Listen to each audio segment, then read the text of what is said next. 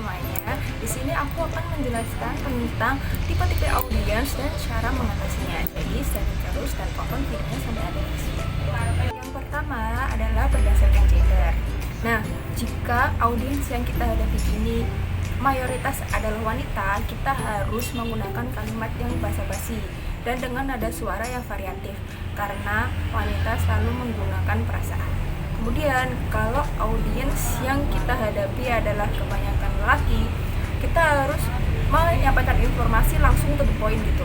Jadi jangan banyak kalimat basa-basi karena lelaki tidak suka dengan kalimat basa-basi seperti itu.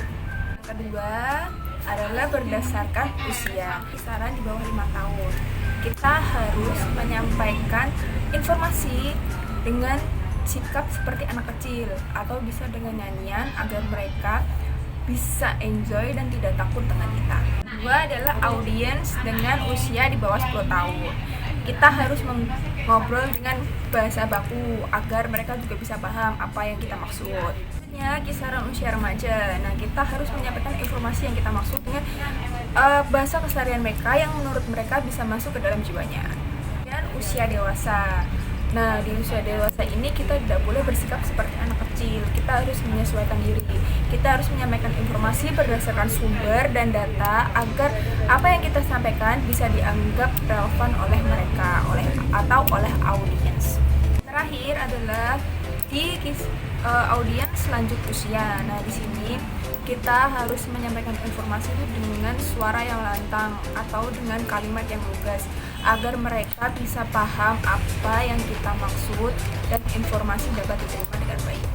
Yang ketiga, berdasarkan status sosial dan pendidikan, tingkat pendidikannya. Pertama, SMA ke atas atau status sosialnya menengah ke atas, kita harus mengumpulkan dari berbagai sumber data karena semakin tinggi tingkat pendidikannya akan semakin terstruktur dan bahasa yang digunakan harus formal. Yang kedua, dari pendidikan SMA ke bawah atau status sosial menengah ke bawah, kita harus menyampaikan informasi dengan contoh kehidupan sehari-hari mereka. Jadi dengan contoh yang sederhana dan kalimat yang sederhana. Dengan begitu mereka bisa paham apa yang kita maksud dan apa informasi yang ingin kita sampaikan. Yang keempat, berdasarkan hobi atau komunitas. Nah, audiens ini, sebelum menghadapi audiens ini, kita harus mempelajari dulu apa istilah-istilah yang mereka gunakan atau kata-kata yang mereka gunakan.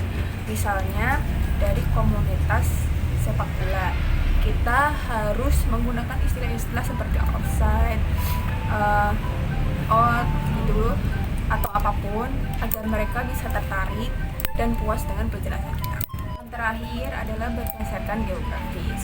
Di sini kita harus mengetahui dulu apa ciri khas dari daerah tersebut.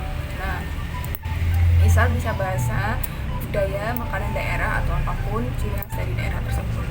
Contoh, kita bisa menyapa audiens dengan bahasa daerah mereka, jadi akan terasa lebih dekat dan mereka juga nyaman dengan penjelasan yang kita sampaikan.